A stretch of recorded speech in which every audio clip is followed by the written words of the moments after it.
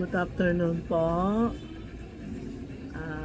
Ngayon, kukwento tayo sa Ghost Month ha, kasi August 4 to September 2 ang Ghost Month. Ano ibig sabihin ng Ghost Month? Ang dami nagtatanong. Ang Ghost Month, yung purgatory na pinto, binubukas nila every year, isang buwan palabas yung mga ghosts and spirit pupunta dito sa mundo na mag-relax sila, kumain, mag-relax. Iba naman nakahanap ng kapalit na buhay niya. Halimbawa, hindi siya makabalik sa purgatory, nakahanap sila ng tao na pwede kapalit sa kanya. Kaya wag mag-swimming, wag pumunta saan-saan sa madilim, no? Nabubukas sila, then mga dito naman tayo mag-aalay. Halimbawa, ito ang tinatawag na ghost, hungry ghost month. Yung mga ghost pinapakain natin, bibigay tayo ng dasal po. Sa amin naman, Buddhism, nagpe-prayer kami, is a prayer month sa Buddhism. Pumupunta sa simbahan kung may time ka. Kung wala, pagawa ka ng pangalan, istan yan pangalan. Halimbawa, Mr. ko. Gawa ko isang pangalan na mga monks mag-o-offer ng pakain, dasal para sa Mr. ko, para matanggap niya o sa heaven siya o saan matatanggap niya po. So, sa bahay naman, pwede kayo, kung wala kayong temple, wag ka muna pumunta sa cemetery. Sa bahay, mag-alay kayo, pagkain. Parang bahay ko, meron ako picture ng Mr. ko. We can offer pagkain sa kanya po. O, kami pwede pumunta sa temple. Kasi yun ng Mr. ko nasa temple. Wag lang pumunta sa sementeryo kasi ghost month, prevent tayo pumunta sa cemetery or hospital po. Ang sa amin, nakaalay tayo pagkain, any pagkain. Magla-live din ako sa August 18, aalay tayo sa tindahan po, para tindahan na mga friend ko sa loob dito, makakain sila, o sa taas ng bodega, tatawagan natin pababa, papakain natin po. Kayo naman, kung sa bahay gusto nyo, pwede, ayaw nyo, pwede. Kasi iba sasabihin, hindi naman kami, bakit kami mag-aalay? Bahala po kayo. Basta it's a guide lang na kung gusto nyo mag-alay, pwede kayo. Pag ayaw nyo, okay din, ano? Tapos 30 days, babalik na naman sila, no? After September 2, babalik na sila. So, ingat lang po, kasi di sa Ghost Month, wag tayo umuwi ng gabi. Kami palagi na sa bahay, magdadasal tayo. Halimbawa ngayon, magdadasal ka, pwede Our Father, Hail Mary, pwede Om Mani Padme Hum. Paggabi, pwede din araw-araw dasal mo hanggang September 20. Day, si Charmy. Day. Sayon, ano ba yun tayo? Sana na ako nawawala kasi may tumawag. Mag-aalay tayo, no? Babalik sila sa heaven o sa hell, no? Yung mga dasal natin, halimbawa bukas, antay natin hanggang September 2. Yung September 2, sasabihin natin kung anong dasal natin, sino bibigay natin. Sasabihin niya lahat na umpisa August 4 hanggang September 2, yung dasal ko, bibigay ko kay kanino. Halimbawa, bibigay ko kay Mr. ko, Tony Q. Lahat na dasal ko, makatanggap siya. Okay po? Ito po sasabihin ko sa inyo, ito ang chongkoy. Maliit siya, lalagay mo sa Halimbawa, sabi ng katulong mo sa yung meron sa kitchen meron, sa CR meron, o sa kitchen meron, living room. Bumili kayo isa ito, tapos lalagay nyo sa kitchen o sa living room. Chong Kuei siya na mamahala, si God of Health, siya na mamahala sa mga ghost. Tingnan mo, tinatapakan yung paa yung ghost, oh. Kung bokway, ibig sabihin hindi mabait, at tinatapak niya, no? Yan. Meron kami kitchen din na Chong Kuei, no? Meron din tayo ito. Ito medyo malaki. Yung malaki na ubos na eh. Ito po. Tingnan mo yung mukha niya, oh, sobrang tapang. Siya na mamahala. Tingnan mo yung paa niya. Chicken na lang. Walang pochay. Chicken na lang. Mushroom o chicken na lang? Oo, mas kinaano. Chicken na lang.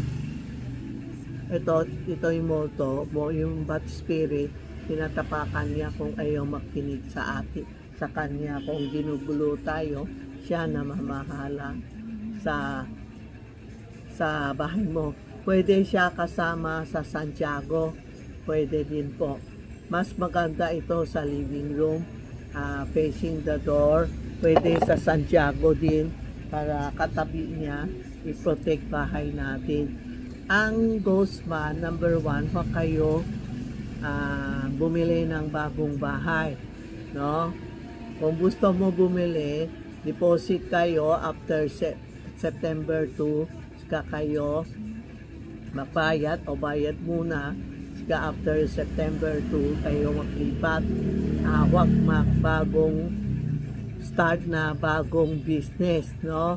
Yung bagong after September 2, saka kayo nag-accept na bagong business. Huwag po lumabas ng gabi umuwi. Huwag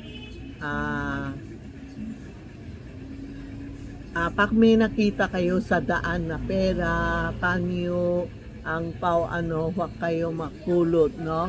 Kasi iba na cuisine sa Chinese cuisine, minsan tinatapon basura, tinatapon ang kerchief, pera, iklog, huwag kayo muna sa Gosman makulot, no?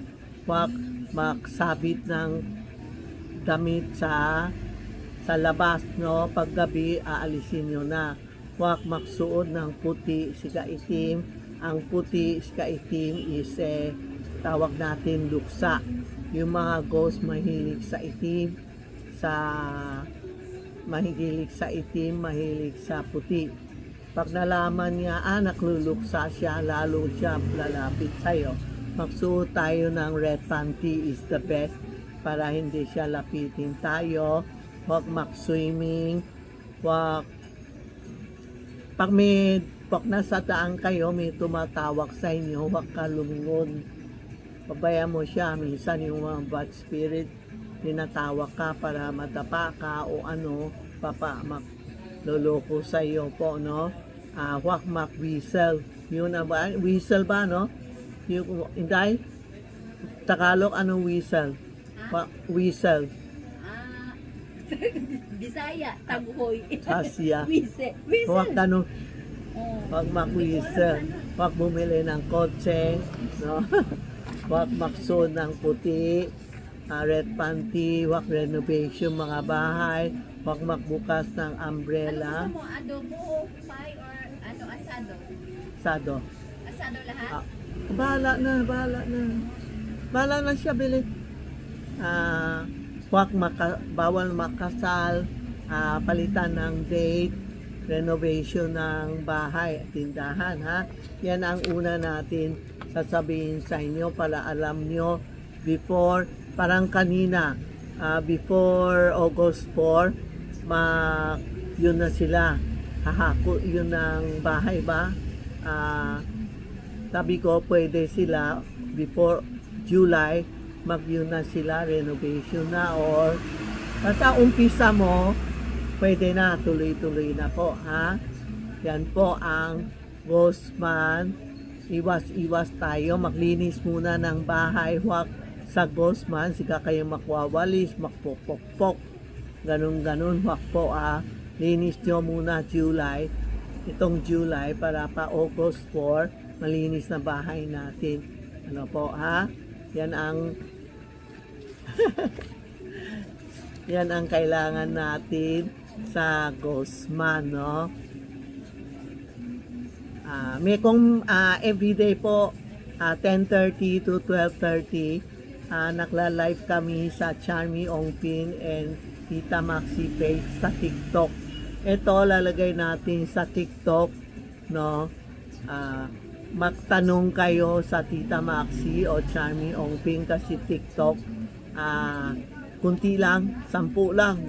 Palagi 10, 6 pwede magtanong.